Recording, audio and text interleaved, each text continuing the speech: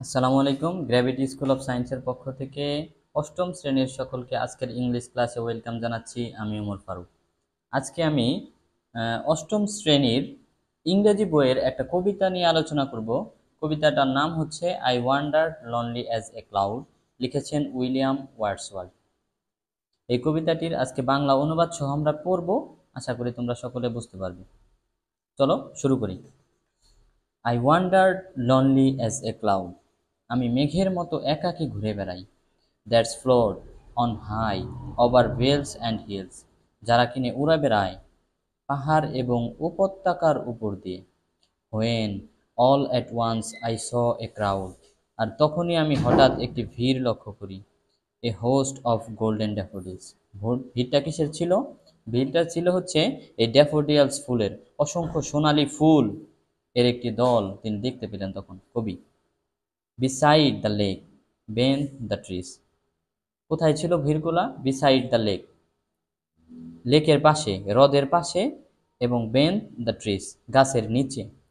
Flattering and dancing in the bridge, তারা দুল ছিল মৃদু বাতাসে। মৃদু বাতাসে ফুলগুলা দুল ছিল, সেই অবস্থায় কবি তাদের দেখতে পেলেন। Continuous as the star that shine, তারা যেভাবে অবিরত আমাদের আলো দেয়। And twinkle on the milk way, এবং ছায়াপথ যেভাবে মিটমিট করে জ্বলে। তারা যেভাবে আলো দেয় এবং ছায়াপথ যেভাবে মিটমিট করে জ্বলে। They stretched in never ending line, তারা ছড়ানো ছিল সেই অগণিত লাইনে যা শেষই হচ্ছিল না। Along the margin of a bay, সাগরের কিনারা ঘেঁষে। 10,000 saw I at a glance, আমি এক নজরে প্রায় 10,000 দেখেছিলাম। Tossing their heads in sprightly dance, এই ফুলগুলা আনন্দপূর্ণভাবে তাদের মাথা দোলাচ্ছিল।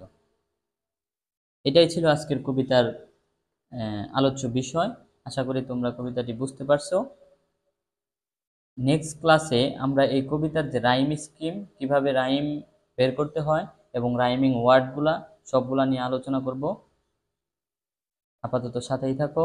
গ্র্যাভিটি স্কুল অফ সায়েন্সের ইউটিউব চ্যানেল এবং ফেসবুক পেজ তোমরা ফলো করার মাধ্যমে আমাদের সাথে থাকো, যাতে পরবর্তী ক্লাসগুলো আপলোড হওয়ার সাথে সাথে তোমাদের কাছে চলে যায়। ঠিক আছে, ভালো থাকো, সুস্থ থাকো। আসসালামু আলাইকুম।